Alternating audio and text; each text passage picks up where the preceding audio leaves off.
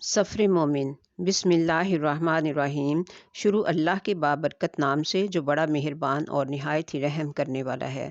तो सामीन कराम, मेरा आज का सवाल है कि हुज़ूर सल्लल्लाहु अलैहि वसल्लम के दादा हज़रत अब्दुल मुत्तलिब ने ज़मज़म के कुएं के बारे में क्या ख्वाब देखा और आपने क्या किया और आपके साथ क्या पेश आया। तो सामीन कराम, इस सवाल का जवाब जो है वो ज़रा तफसीली है और बहुत ही इंटरेस्टिंग और इन्फॉर्मेटिव भी है। और इस सवाल के जवाब को जानने के लिए मेरे साथ जुड़े रहिए और इस इन्फॉर्मेटिव वीडियो को एंड तक देखिएगा। सामीन कराम, आप जानते हैं कि जब ज़मज़म का कुआं नमूदार हुआ था तो उसके कुछ अरसा के बाद जुरहम कबीला वहाँ पे आके तो आबाद हो गया था। हज़रत इस्माईल अलैहिस्सलाम जब शादी की उम्र को पहुँचे तो उनकी शादी भी जुरहम कबीला की एक लड़की से ही हो गई थी और फिर जुर्मियों का तसल्लुत सदियों तक काबा पर रहा था।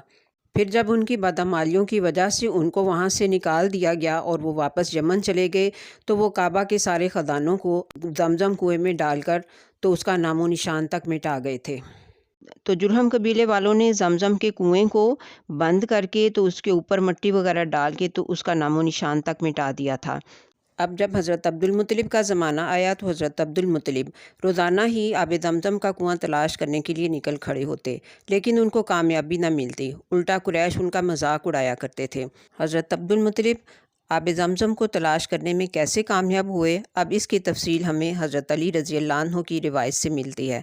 हज़रत अली रज़ी अल्लाह अन्हु, जो कि हज़रत अब्दुल मुत्तलिब के पोते हैं, वो बयान करते हैं कि जनाब अब्दुल मुत्तलिब ने बतलाया कि मैं हजर अस्वद के पास सोया हुआ था कि मेरे ख्वाब में एक आने वाला आया। उसने मुझे कहा कि तैयबा यानी कि पाकीज़ा कुआं खोदिए। मैंने पूछा ये तैयबा क्या है, मगर वो आदमी मेरे पास से गायब हो गया। अगला दिन आया तो मैं अपने बिस्तर पर लेटने गया और सो गया। वो आदमी मेरे पास फिर से आया और कहने लगा बिर्रा यानी कि खैर और पाकीज़गी वाला कुआं खोदिए। तो मैंने कहा ये बिर्रा क्या है। वो आदमी फिर से गायब हो गया। इससे अगले दिन मैं अपने बिस्तर पर सोया तो वो तीसरी बार फिर से आया और कहने लगा कि मजनूना यानी कि कीमती और उम्दा कुआं खोदिए। तो मैंने पूछा ये मजनूना क्या है, लेकिन वो इस दफ़ा भी गायब हो गया। इससे अगले दिन जब मैं अपने बिस्तर पर सोया तो वो आने वाला जो था वो फिर से आया और मेरे पास आकर कहने लगा कि ज़मज़म खोदिए। फिर उसने कहा इसका पानी ना खुश्क होगा और ना नीचे अपनी गहराई की सतह तक जाएगा।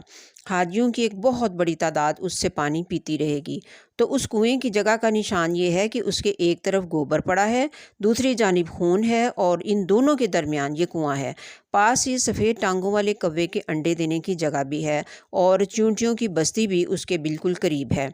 अब जब हज़रत अब्दुल मुत्तलिब पर यह बात वाज़ेह हो गई कि ख्वाब में उनको ज़मज़म का कुआं खोदने का हुक्म दिया जा रहा है और फिर जब ज़मज़म के कुएं के ये मज़कूरा निशानात जो हैं वो भी वाज़ेह हो गए और वो जगह भी मिल गई और साबित हो गया कि ख्वाब में आने वाला सच्चा था, तो अगले दिन जनाब अब्दुल मुत्तलिब ज़मीन खोदने वाला आला और कुदाल यानी कि फावड़ा लेकर वहाँ पर पहुँच गए। उनके साथ उनका एक बेटा हारिस भी था और उस वक़्त उनका एक ही बेटा था जो आपके साथ गया था।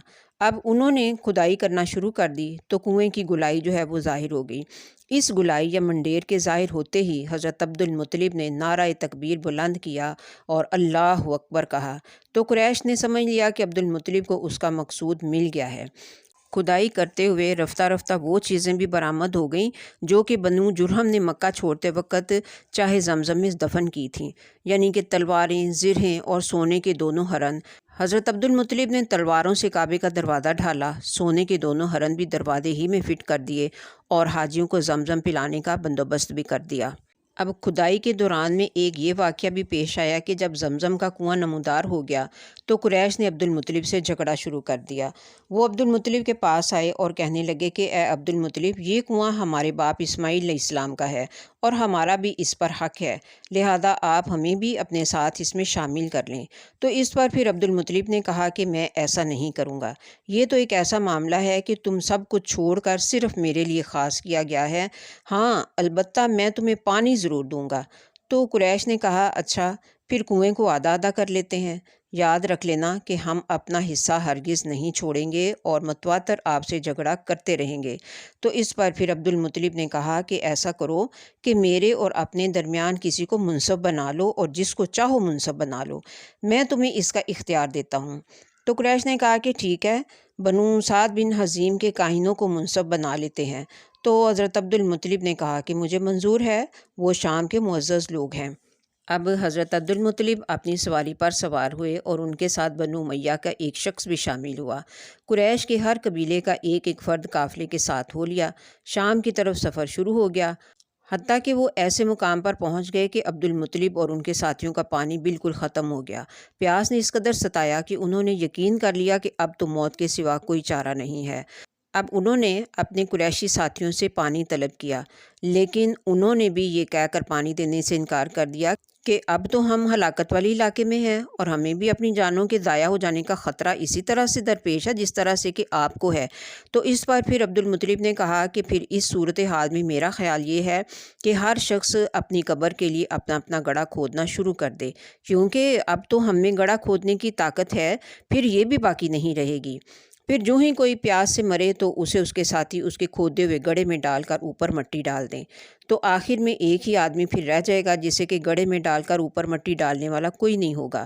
تو بجائے اس کے کہ سب کی لاشیں ننگی رہیں، بہتر تو یہ ہے کہ سب کی لاشیں پردہ پوش ہو جائیں اور ایک ہی لاش باقی رہ جائے۔ تو اس پر پھر سب نے اتفاق کر لیا اور اب ہر شخص نے اپنا اپنا گڑھا کھود لیا اور پھر سارے مل کر بیٹھ گئے اور مارے پیاس کے موت کا انتظار کرنے لگے۔ کچھ وقت گزر گیا تو عبد المطلب نے اپنے ساتھیوں سے کہا کہ اللہ کی قسم، زمین پر ایسی کوئی مثال نہیں ملتی کہ اپنے ہاتھوں گڑھے کھود کر موت کا یوں انتظار کیا جائے۔ ہمیں اس طرح سے بالکل ہی عاجز ہو کر نہیں بیٹھ رہنا چاہیے، بلکہ ہمیں یہاں سے کہیں اور جانا چاہیے۔ ممکن ہے کہ اللہ تعالیٰ کسی علاقے میں ہمیں پانی دے دے، لہذا یہاں سے چلو اور کوچ کرو۔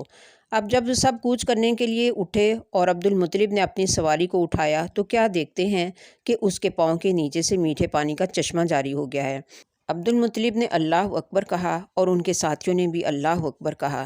عبد المطلب اپنی سواری سے اترے، انہوں نے پانی پیا، ان کے ساتھیوں نے بھی پانی پیا، جانوروں کو بھی انہوں نے پانی پلا لیا اور اپنی مشکوں کو بھی بھر لیا۔